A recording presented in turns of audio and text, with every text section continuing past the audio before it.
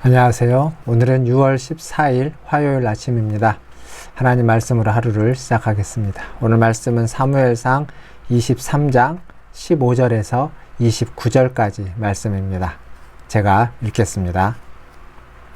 다윗이 사울이 자기의 생명을 빼앗으려고 나온 것을 보았으므로 그가 십광야 수풀에 있었더니 사울의 아들 요나단이 일어나 수풀에 들어가서 다윗에게 이르러 그에게 하나님을 힘있게 의지하게 하였는데 곧 요나단이 그에게 이르기를 두려워하지 말라. 내 아버지 사울의 손이 내게 미치지 못할 것이요 너는 이스라엘 왕이 되고 나는 내 다음이 될 것을 내 아버지 사울도 안다 하니라.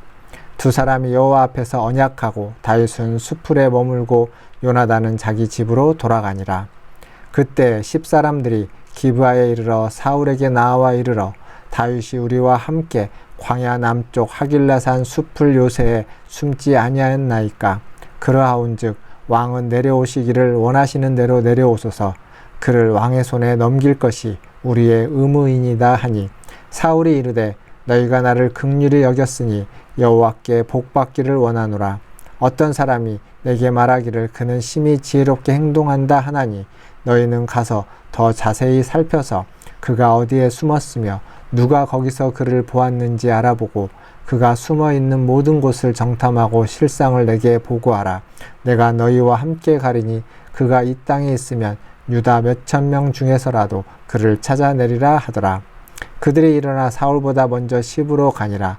다윗과 그의 사람들이 광야 남쪽 마온 광야 아라바에 있더니 사울과 그의 사람들이 찾으러 온 것을 어떤 사람이 다윗에게 아뢰매 이에 다윗이 바위로 내려가 마온 황무지에 있더니 사울이 듣고 마온 황무지로 다윗을 따라가서는 사울이 산 이쪽으로 가매 다윗과 그의 사람들은 산 저쪽으로 가며 다윗이 사울을 두려워하여 급히 피하려 하였으니 이는 사울과 그의 사람들이 다윗과 그의 사람들을 에워싸고 잡으려 함이었더라. 전령이 사울에게 와서 이르되 급히 오소서. 블레셋 사람들이 땅을 침노하나이다. 이에 사울이 다윗 쫓기를 그치고 돌아와 블레셋 사람들을 치러 갔으므로 그곳을 셀라하마느곳이라 칭하니라.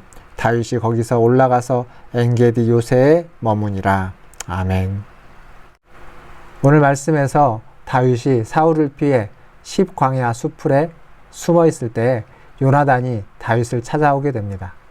요나단은 다윗을 찾아와서 그의 마음을 위로하고 그리고 그가 하나님을 더욱 의지하도록 그에게 힘을 불어넣어 줍니다. 오늘 말씀 17절을 보니까 요나단이 무엇이라고 이야기하냐면 두려워하지 말라. 내 아버지 사울의 손이 너에게 미치지 못할 것이다. 너는 이스라엘의 왕이 되고 나는 내 다음이 될 것이다. 이것을 내 아버지 사울도 알고 있다 라고 말합니다. 즉 지금 사울이 알고 있다는 겁니다. 그리고 요나단은 아버지 사울이 알고 있는 것처럼 하나님이 너를 왕이 되게 하고 사울의 손이 너에게는 미치지 못할 것이다. 그러니 안심하라. 그러니 하나님을 온전히 의지해라. 라고 그렇게 이야기해 주고 있습니다.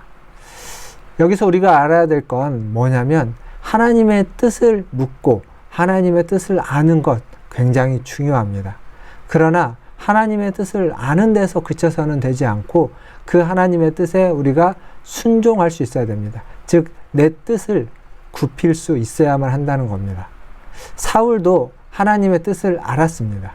사울도 하나님의 뜻을 알고 있지만 사울은 그 뜻을 받아들이지 않았고 그 뜻에 자기의 뜻을 요나단을 왕으로 세우고자 하는 자기의 뜻을 굽히지 않았습니다.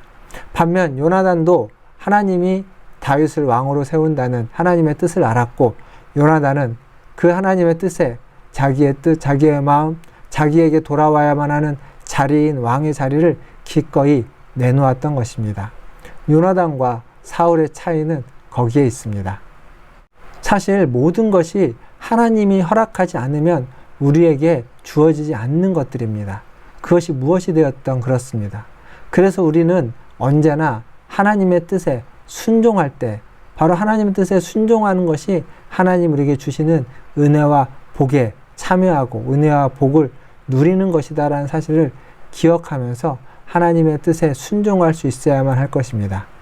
사랑하는 성도 여러분, 저와 여러분 모두가 하나님의 뜻에 순종하는 하나님의 자녀들 되시기를 주님의 이름으로 축원드립니다. 그리고 이어지는 말씀을 보면 다윗이 숨어 있을 때 10사람들이 와서 사울에게 다윗의 은신처를 밀고 하게 됩니다. 그들은 다윗을 넘겨주는 것이 자신들의 의무라고 하면서 사울왕 앞에서 굽신거리는 그러한 모습을 보여주고 있습니다.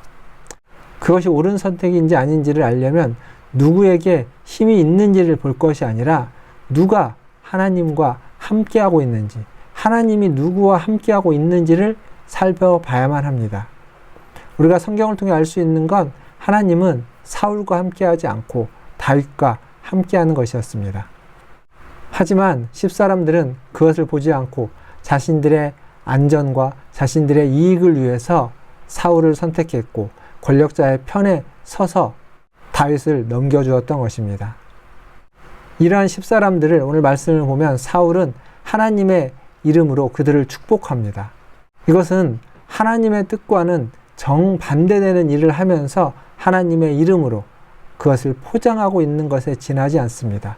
즉 하나님의 이름을 말하고 있지만 그것은 하나님의 일을 망령되이 일컫는, 잘못 사용하고 있는, 왜곡시키고 있는 것에 지나지 않는다는 사실입니다.